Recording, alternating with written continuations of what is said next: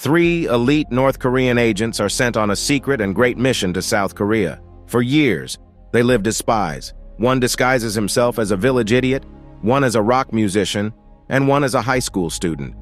The secret mission was going great until one day there was a sudden power shift in the north, and all spies in South Korea were given a new mission that would surely take their lives. Lieutenant Won Ryu-hwan is the leader of a 5-star troop at 5446 Special Unit. Born as a wild dog and raised as a monster, Won Ryu-hwan is known to be a legendary soldier in North Korea. When he was given a new secret and a great mission to live in South Korea as a spy, Won Ryu-hwan dedicated his life to executing the mission, even if it meant sacrificing his pride as he pretended to be a village idiot named Dong-gu, who always got bullied by 2 young boys. Dong-gu works in a small store owned by a 58-year-old woman named Jeon Soon-im, the market grandmother who took Dong-gu in when she found him laying weakly on a pile of trash. Since then, Dong-gu has become Soon-im's second son and has cared for him like a true mother. Aside from giving Dong-gu a room of his own in exchange for doing the tedious jobs in the store, she would also pay him for labor, and all the money he earned, Dong-gu would save it so that when he came back to North Korea and reunited with his mother, he'd be rich. Every day is a hard day for Dong-gu, as he embarrasses himself on a daily basis to keep up the idiot act going. Dong-gu lets himself fall down the stairs every day, laughs when he gets hit, and allows customers to take advantage of his idiocy.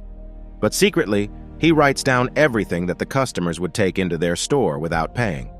Dong-gu was watching over the store when a postman named Seo Sang-gu arrived, calling for Dong-gu. Sang-gu is another North Korean spy who has been staying in South Korea for 16 years. Unlike Dong-gu, who takes his job seriously, Sang-gu is having quite fun living in South Korea as an ordinary man. Later that night, Dong-gu was hiding and waiting for the right time to attack. When he saw the 2 boys who had been making fun of him walking home with their mother, he took off his raincoat and stepped out, letting the rain hit him. Then he pretended to have an upset stomach before taking a dump on the street right in front of the small family. Dong-gu laughed like a true idiot, but that smile was wiped away when he saw Yoon Yu-ran, the girl he had been crushing on, watching him in shock. The next day, Dong-gu was sweeping the floor when he saw Yu-ran coming home from work. After what happened the other night, Dong-gu was embarrassed to face Yu-ran but still pretended to be shameless as he greeted Yu-ran, who just awkwardly walked past him. Like usual, Dong-gu got smacked on the head by Yu-jun, Yu-ran's younger brother, who's always hitting Dong-gu for having a crush on his sister. Dong-gu fell down on the cold, hard ground and didn't even bother standing up, as he was too embarrassed to face the world.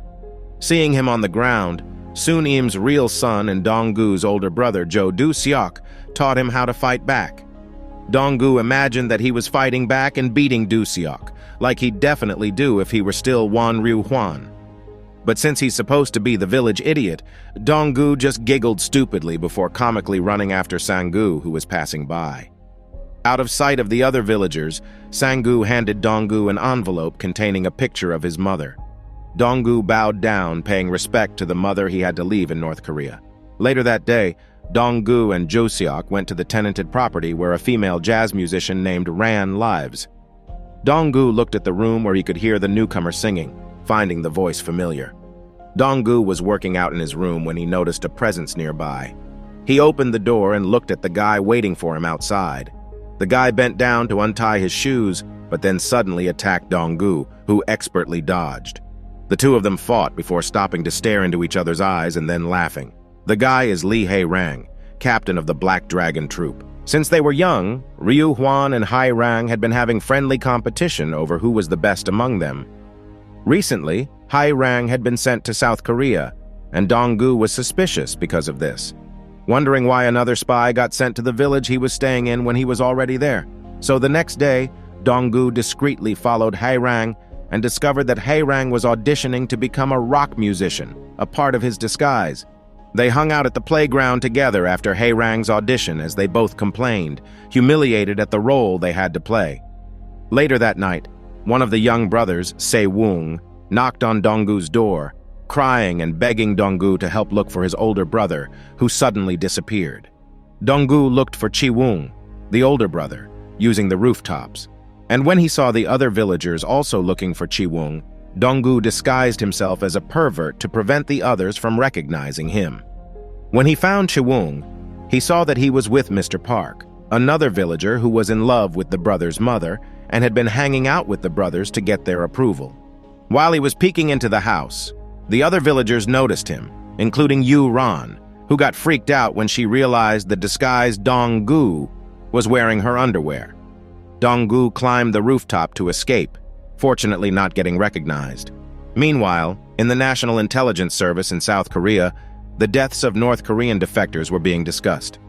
They knew that it was the 5,446 unit that did it, as they are the North Korean spies active in Korea. As they were discussing it, one of the guards suddenly died after getting sniped. After witnessing this, they decided to create a unit against 5,446 under the command of NIS team leader So Soo-hyuk. Sang-gu visited Donggu, asking for the pistol Donggu hid in his room. He stated that his family got caught trying to escape to China, and concluding that they were already executed, Sang-gu wanted to kill himself so he could reunite with his family again. Donggu refused, pinning Sang-gu down as he told the other spy to go back to North Korea as a loyal soldier to see if his family was still alive. One night, Donggu had just finished writing a letter for his mother when the lights turned off and he felt a gun pointing at the back of his head. An unknown North Korean soldier came to check to see if Donggu was executing his mission flawlessly or if he was getting swayed by the South Korean villagers he came to know. When the unknown man ran away, Donggu chased after him but failed. Suddenly, a drunk Ran called him, and he went back to his idiot disguise as Ran opened up to him about the son she gave birth to when she was 18 years old. But her parents brought her son to the States for adoption, and she hasn't seen him since then. Donggu went silent as he felt bad for the jazz musician.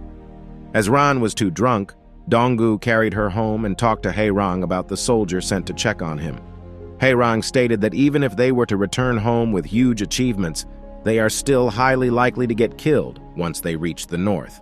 The next day, Yoo-jun introduced Donggu to Lee Hae-jin, his new classmate at school. But Donggu knew who Lee Hae-jin was.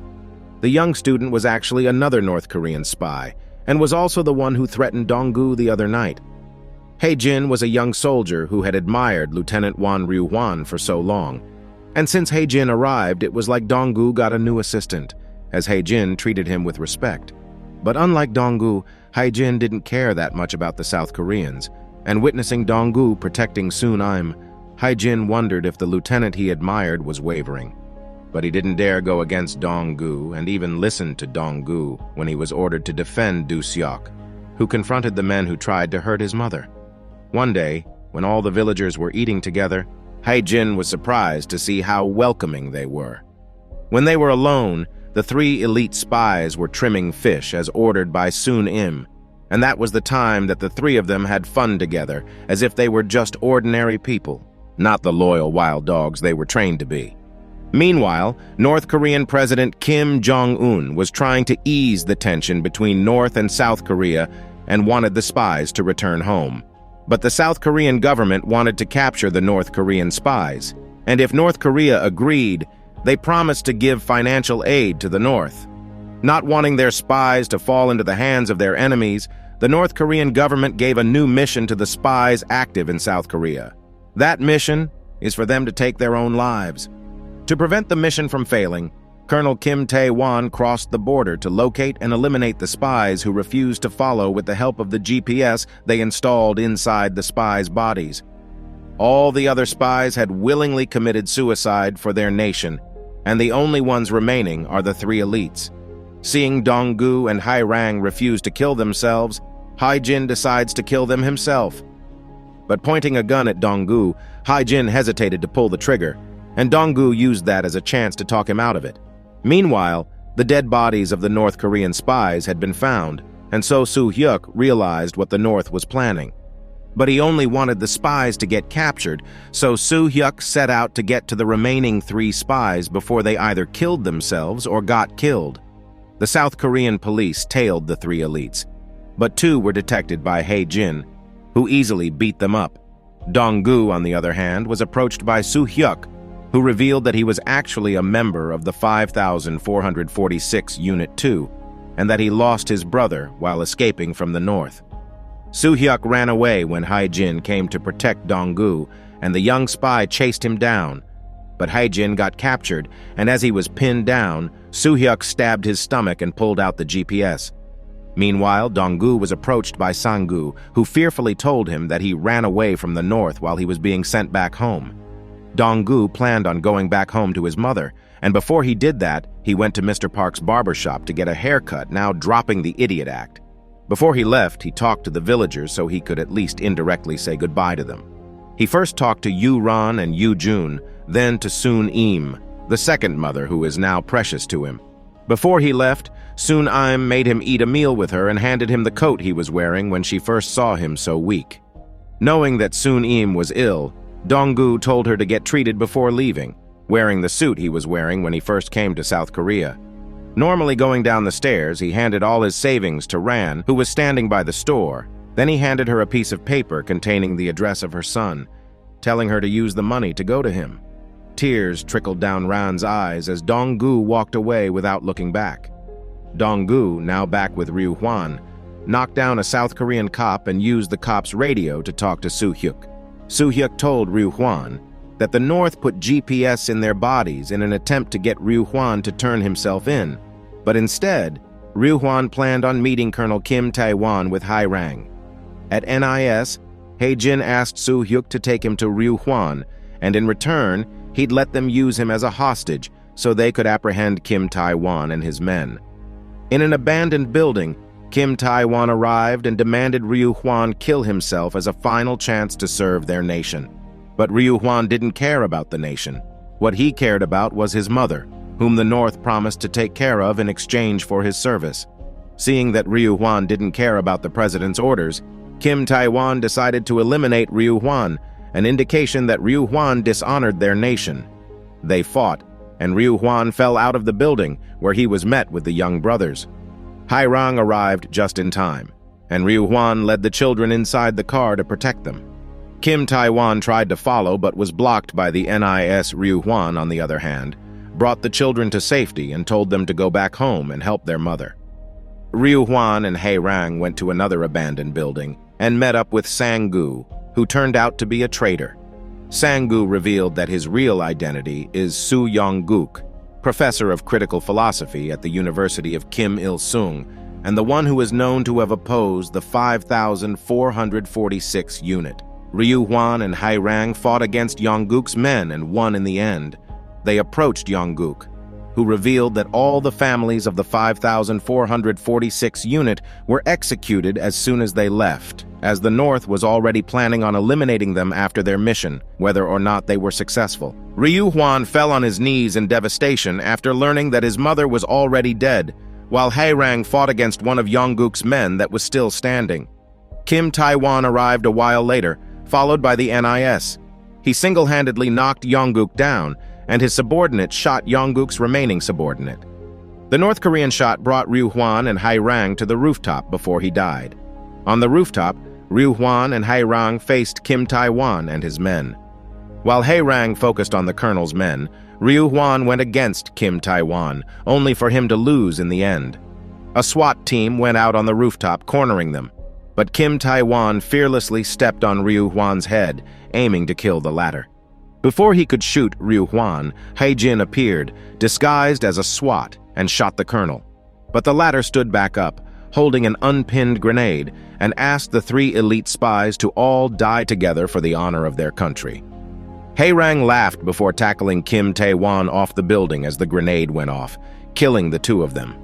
With only 2 elite spies remaining, the SWAT team slowly advanced towards them, but Soo-hyuk stopped them as he tried to persuade Ryu-hwan and Hae-jin to surrender. Hae-jin refused, and he told Ryu-hwan to escape while he bought time for him. Seeing Ryu-hwan's state, Hae-jin punched him to get him back to his senses, and that's when Ryu-hwan saw the account note that Soon-im put in his coat's pocket before he left. He read the account note and saw the amount of money Soon-im had been saving just for him. Ryu-hwan cried, now realizing that he never wanted anything more than going back to the village and finally living like he did in the short time he spent as Donggu. Meanwhile, Heijin fired at the advancing SWAT team to protect Ryu Huan. But all was futile. As the two of them received bullets, Ryu Huan embraced Heijin and they fell off the building. Ryu Huan reminisced about the short bond the three of them shared before he closed his eyes and died. After the death of Donggu, Sun-im and the other villagers learned that he was a spy. But instead of hating Donggu, they still wanted to remember Donggu as the innocent village idiot they loved. Sun-im went to the alley beside her store, and on the wall was a picture of the three of them smiling happily. When she noticed writing on the wall behind the picture frame, she read it and saw that it was Donggu's handwriting telling her to take care of herself. Soon, Im looked around as she cried for the second son she lost.